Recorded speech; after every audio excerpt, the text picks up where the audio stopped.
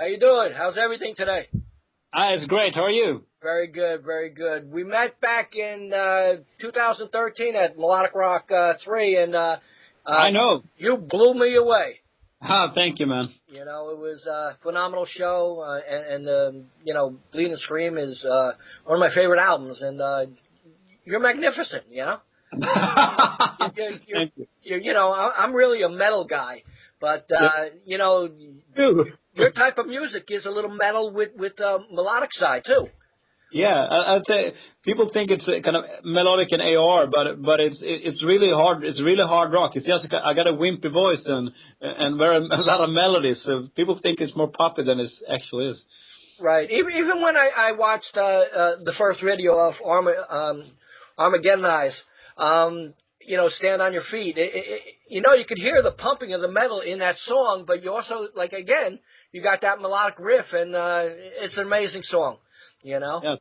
So the CD comes out February 20th in the United States and on Frontiers Records. Congratulations. Our site, Mark Ballo, my writer, gave it 4.5 stars. He loves it.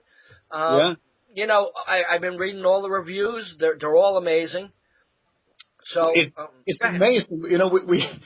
It sounds ridiculous, but we haven't had one single bad review so far. It's just we had the first one we saw was a 10 out of 10. We was like, oh yeah. Then the next one came was 10 out of 10. Oh my God, what's happening here? And it's keep on going. The biggest newspaper in Norway, the next door country here, is they gave it a full score. The reviewer haven't done a full score since 2010. So it's just.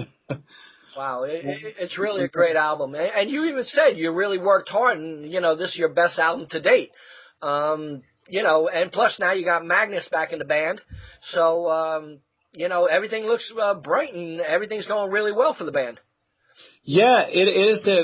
We got a lot of momentum going on right now, and it's, we haven't had it before. We started getting some momentum on Bleed and Scream, and people kind of we're discovering the band and the album, and it's been over 2 years since we released that album. But just as yourself, people discover it afterwards, and people are still kind of discovering that album, and because people talk about it, and I think we didn't want to change too much on this one, so we kind of picked up where we left last time, and even if it changed some things, it's still it sounds very Eclipse, and it's really good.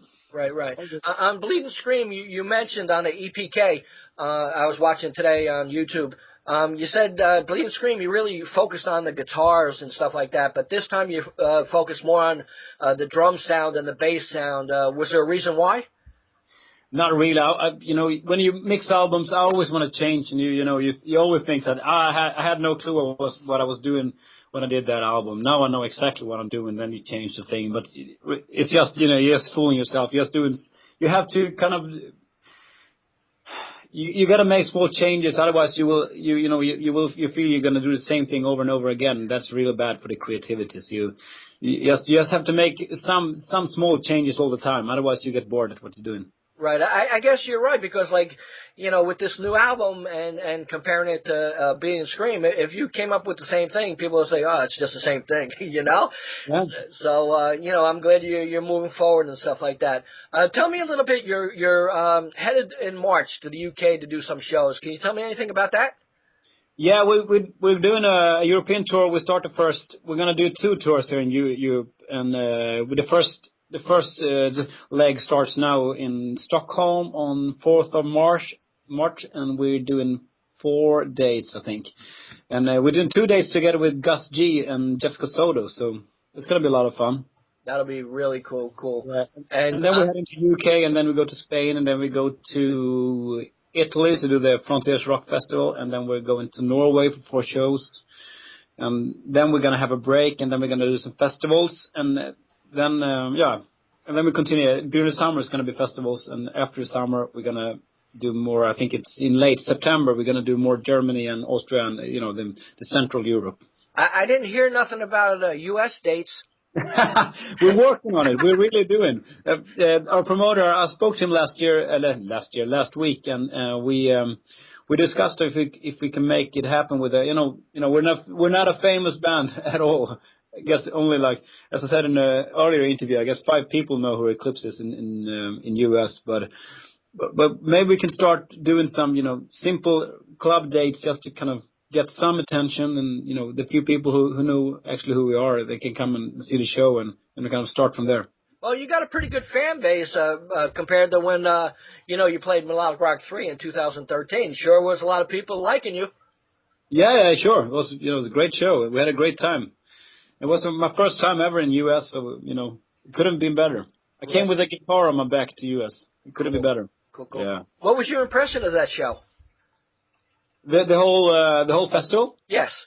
Yeah, we had a blast. I think it was many great bands, and the fans in this genre, they are the best in the world. They are so devoted to this music, and they do it just for the love of this music. They don't do it because it's hip or someone tells them to listen to this music. They do it because they really love it, and they are the best. So it's always it's like going to Firefest in UK. It's like a big happy family. Right. Now, this new album, were there any songs that you wrote or recorded that weren't included on the CD? Not really. We usually don't finish songs that if we don't like them, then we kind of end them in a pretty unfinished. We pretty quick we hear if it's a good song or a bad song. So if if it's a good song, then it's a good song. If it's not a good song, then it's a bad song. It's very black and white for us. If we have any doubts, we just throw it away and start with a new one. Cool. Now, when you went to the recording studio to record the album, also, like, when you get in there, is there any possibility of some changes made to lyrics or anything? You just do it straight on forward?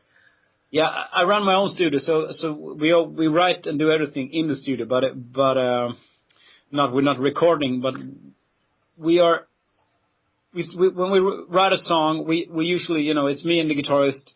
Usually we sit down with 2 Marshalls and 2 guitars, and we just riffing and try to find a little spark that kind of gets your kind of creativity going, and you kind of if we find that little spark, it's pretty fast at writing a song, and then on the same day we usually make a quick demo, and if it sounds good, sometimes it doesn't sound as good when you do a demo as you thought it would be, but if it still sounds good, then we keep on. Then we finish the demo to kind of a rough demo just to work on, and that's the thing that we start to work with in the studio.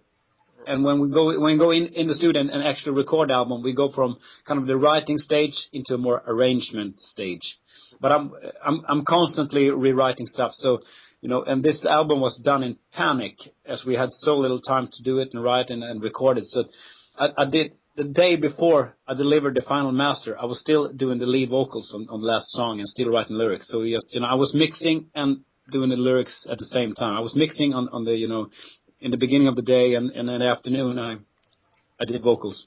Right. Now when you get done with the final product, do you give it right to Serafino, and does he approve, or you just give it to him and that's it? We give it to him and that's it. Cool. He has full confidence in us. He doesn't want to hear a thing. Yeah, of course he want to hear a thing, but he usually don't. He has all the He believe we do the right decisions and have everything from songwriting to everything. He full confidence in us. So he was so happy with the album. Cool. Now, Stand on Your Feet, the first single. How'd you go about picking that song out of all the others? Well, there are 2 reasons. One reason is a good song, and everyone in the band really like that song because it's kind of different. It's hard rock, but it's still very poppy, and it's not an obvious kind of a hit song because the chorus is not that kind of it's not like a classic 80s hard rock chorus. It's a bit different, and we all liked it. And the thing is, that was one of the few songs that were finished. As I said, the album was done in panic. We did it in so late. We had so little time to do the whole album, and that was one of the few tracks that had lead vocals, so we could just listen to it as a finished song. Right. So that's why we chose it. We didn't have a lot of songs to choose between. Right. Now, do you got more releases coming from Frontiers in the future? Not yet. I'm working on some new projects. Maybe they end up on Frontiers as well, because they're the biggest melodic rock label out there. So. Right. You said you had your own recording studio. Are you working on material with other bands right now?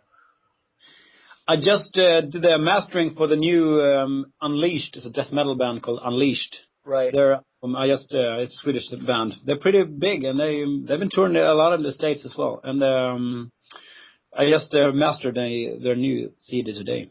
Right. I think your guitar player was wearing his shirt in the video, Unleashed. Yeah. We like them. They're great. It's a great band.